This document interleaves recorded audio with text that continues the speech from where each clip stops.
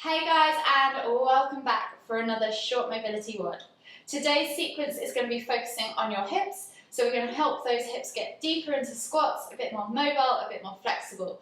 This won't take very long at all, so whenever you're ready, join me in the centre of your mat or anywhere on the floor, and we're going to go straight into our down-facing dog position. So come to your hands and knees, take your hands to the front of the mat, toes go to the back of the mat and press up into your down-facing dog.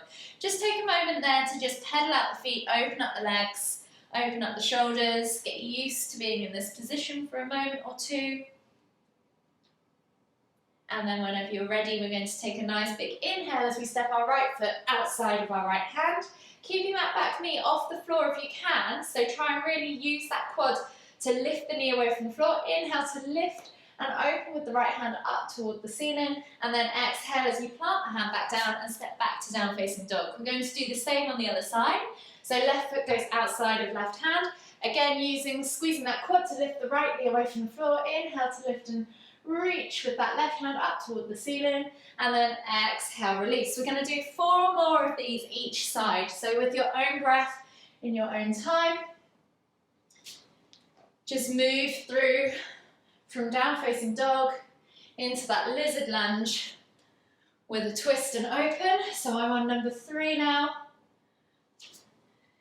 You might find the tightness is more in your hips, or for some of you, you might find in this position that the tightness is in your shoulders. So this is number 4. And then last one each side.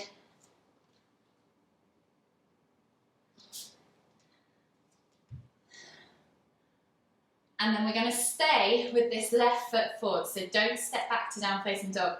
Maybe just shuffle that left foot slightly back of the hands, because we're going to shoot our elbows out to the side. You're going to stay with your toes tucked and leg lifted, and you're going to look forwards as you do this, and we're just going to take a half press up. So you're going to shoot the elbows out to the side and press down, lowering the chest but keeping the eye gaze forwards, opening up that hip, and then inhale to lift. Exhale to lower, inhale to lift. 3 more. Last one. And then drop the back knee to the floor.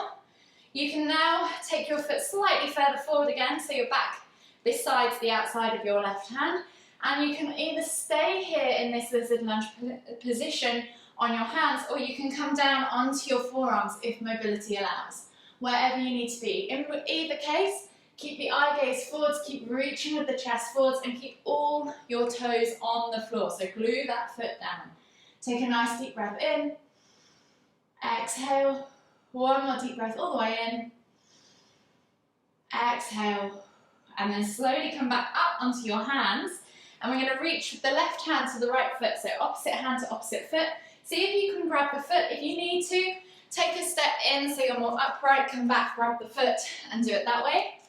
Whatever you need to do to get there, grab a hold of that foot and bring the heel toward the glute. So just pulse it a few times. You might find you get cramp. Sometimes the pulsing can help alleviate the cramp first, and then hold it in. If you are comfortable here and you feel like you could go lower, feel free to come down onto that forearm again, keeping that knee out toward the side. We're now going to roll over onto the knife edge of our left foot as we flex the back foot and kick back into our hands and come into a twisted lizard position. So option to stay just with that heel glued to your glute or pulling into your glute, or option to take it further. Take a nice deep breath all the way in. Exhale. 1 more deep breath all the way in. Exhale and slowly release that foot. Come back around with your hands. Step back to down facing dog. Pedal it out a few times, and we'll repeat this on the other side. So right foot now comes outside of right hand, and you're going to take the foot slightly further back, so that your elbows can shoot out to the sides again, so you've got that space in front of your shin. Keep your eye gaze forwards again, and we're just going to take those 5 presses, lizard presses we call them, with our breath. So exhale to lower, inhale to lift, exhale to lower, inhale to lift. 3 more. 2, 1. Drop that back knee to the floor, shuffle that foot slightly further forwards if you can, And again, find that position on your hands. If you're happy here, stay here. If you want to go further, come down onto your forearms, sending that knee out further, but keeping those toes glued to the floor, remember. And obviously, eye gaze forwards as well. So think about lengthening and extending through your spine. Take a nice deep breath in. You should feel this in your hips. Exhale. One more deep breath all the way in.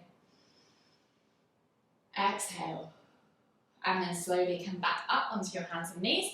You're going to reach back now with your right hand to left foot, so opposite hand to opposite foot.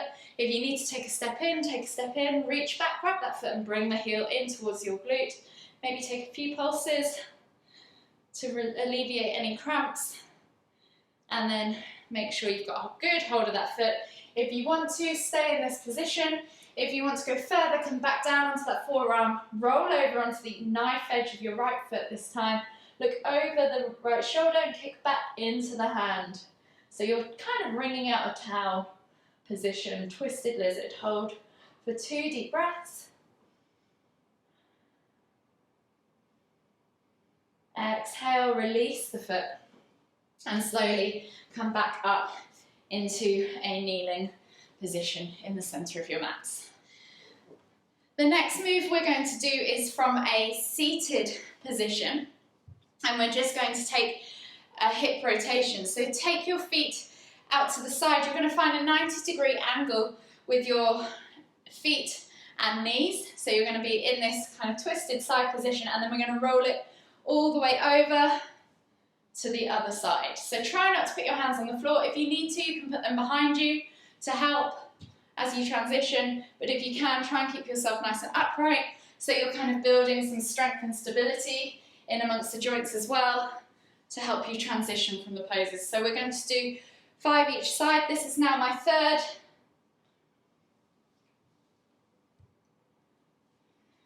Fourth. Last one.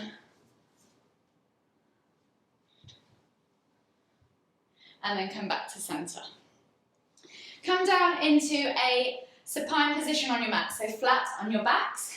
Heels come towards the bum, feet flat on the floor. We're going to come into a glute bridge. So lift the hips up, away from the floor. This is going to help you build some strength. Hands can go flat on the floor, wherever you want, up or down with the palms. And we're simply going to dip the bum toward the floor, and then inhale to lift and squeeze the glutes together. Dip the bum toward the floor, inhale to lift and squeeze the glutes together. If you find that this is easy, feel free to make it a single leg glute bridge. So straighten one leg out in front of you, dip the bum to the floor, lift the glute away. And you'll just do 5 each side. 4, 5. And then switch sides. If you're doing the one with both feet on the floor, see if you can do between 10 and 15. So dipping the bum, keeping that leg lifted, just building some strength within that hip joint. 1 more to go, and then relax.